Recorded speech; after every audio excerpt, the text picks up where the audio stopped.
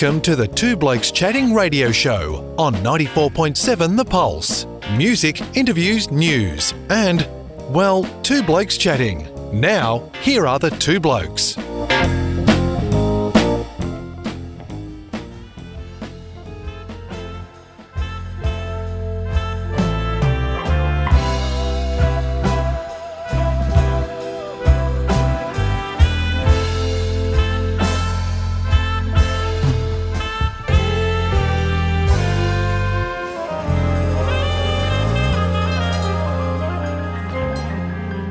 And that is a song called Ain't No Way. Not particularly good English, but let's run with it anyway. By Angie Narayan, who is a singer who we first heard of on Australian Idol, I think Series 2 off the top of my head.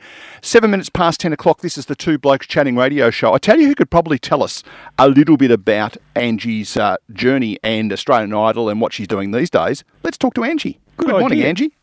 Good morning, fellas. How you doing? Doing well. You've got Neil with this voice, and the raspy voice you already heard, that is the voice of the great Rob Cameron.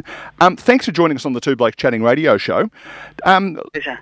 We're here to talk about a show that you're doing at the moment, but let's get a little bit of background first. Tell us a little bit about your singing journey in Australian Idol and all that kind of stuff. Yeah, look, back in season 2, I think it was, you're right there on your research. I might have watched, you never know. Yes. Well, yeah, I did Idol close to 15 years ago now. It's a very long time.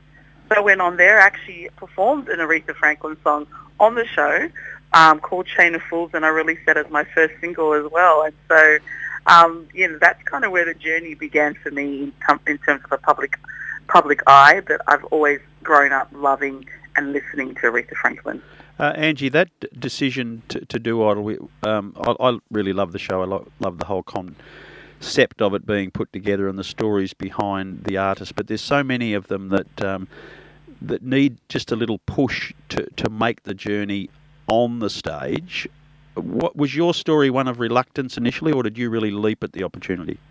Oh, it was definitely one of reluctance. I definitely didn't want to do the show. I'm very shy by nature. Not many people believe that, but I am. So, performing was kind of what I did, but in front of cameras is a totally different world. And so that was a very scary moment for me to make that decision.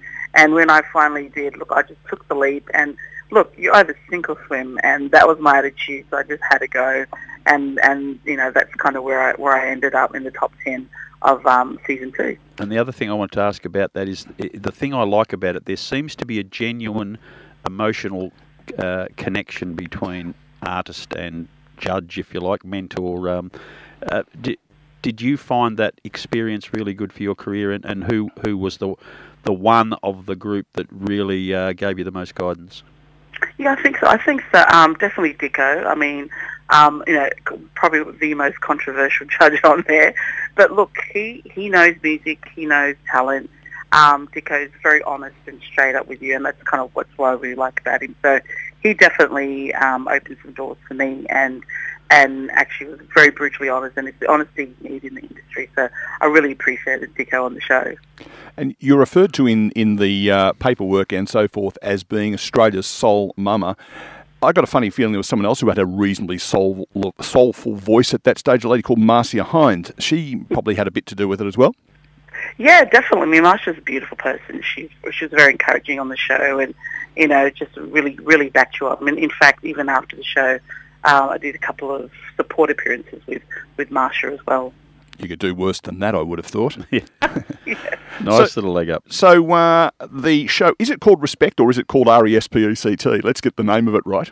Oh, look, it's definitely called Respect. Okay, that'll do. That's good. And it is obviously a show around Aretha Franklin's music. You said you had grown up listening to it and obviously had performed it.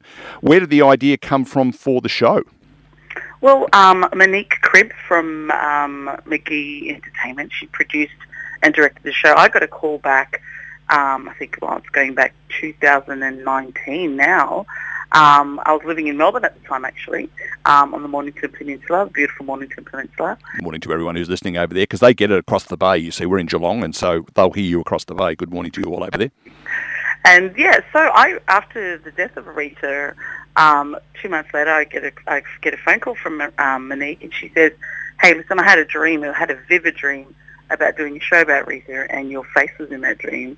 Ringing to ask if you'd be part of it and play Aretha in the show." And I look, it wasn't a second thought. I basically just jumped in and said, absolutely, and that's kind of where the journey began for us.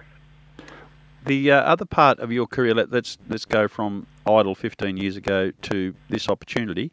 What's been happening in the middle to keep you connected to the industry, and obviously to receive a phone call like that seemingly out of the blue, you must have built up a huge amount of respect.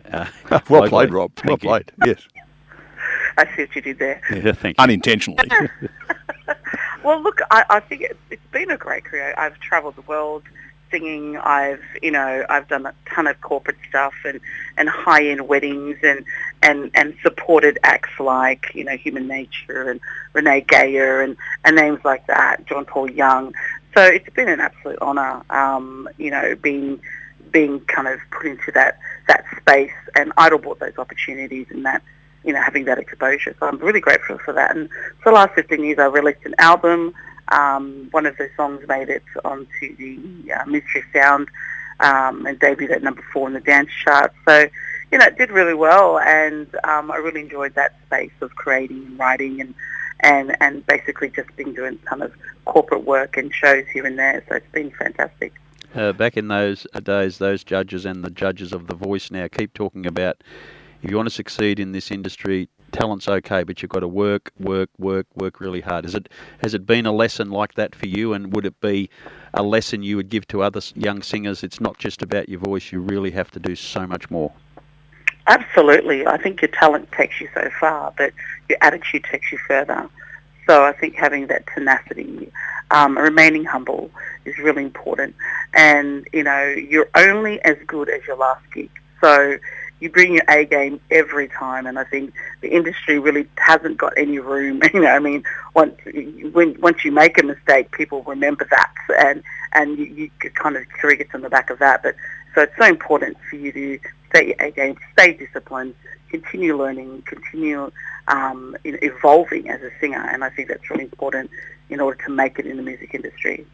Last week we interviewed the great Marty Roan, and he is doing a show with an Elvis performer, and he's performing as Cliff Richard. So there's some parallels there.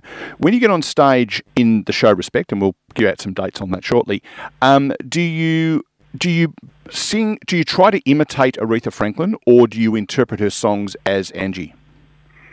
Look, there's no way to imitate the great Queen of Soul. That's her space, Look, when learning the catalogue of the songs for the show, I actually had to relearn how to sing because her vocal prowess is like no other that I've ever heard. And so it challenged me as a singer. But there's no way I'm going to mimic her. It's my interpretation of the songs to the best of my ability, showcasing the Queen of Soul herself. Outstanding. Well, I have the dates here in front of me. On Friday, there are other dates, folks, so if you're listening to this in other Australia, quote, check your local guides. But for those in our broadcast area, on Friday the 16th of September, which is this coming Friday night, you are at the Palms Crown Casino in Melbourne. There'll be a former North Melbourne footballer who won't be there because he's not allowed in there, but that's another story. And then on Saturday night, next Saturday night, imagine they'll be able to listen to Two Blokes Chatting in the morning, and then the good folks of Frankston will be able to get to the Frankston Arts Centre at 7:30 because you're doing the show there as well. Yes, double whammy. It's going to be an amazing weekend in Melbourne. So tell the folk what they can expect. They turn up, the lights go down at 7:30. What happens for the next hour, 2 or 3? Well, I'll tell you what, you're going to get the story. It's more than a songbook. It's definitely a show where you're going to walk out knowing Aretha Franklin. My backing vocals play my brothers and sisters, and they basically tell the story. So you're going to have so much fun. It's electric. The atmosphere is amazing. The show's amazing. The band is absolutely world-class. So I really believe Melbourne's going to have a great time. Did you learn a lot about Aretha that you didn't know by doing this? Absolutely, I did, and it's made me honour her even more. Yeah. What incredible life! Because she paved the way for women in music. I mean, she's the first woman, black woman, to make it onto the Hall of Fame. And So if there would be no Beyonce, Alicia Keys, any of those singers if it wasn't for Aretha Franklin. Yeah, good In stuff. fact, even Marsha Hines, potentially. Yes. Yes, that's right. Angie, thanks for joining us on the Two Blokes Chatting radio show. All the very best with the remaining dates in the program. 16th at Crown in Melbourne, 17th at Frankston Arts Centre over the other side of the bay. Good luck with that. Thanks for joining us on the Two Blokes Chatting radio show. Thank you. Have a great day. Thanks, Angie. All the best. Angie Narayan there, the star of the show Respect.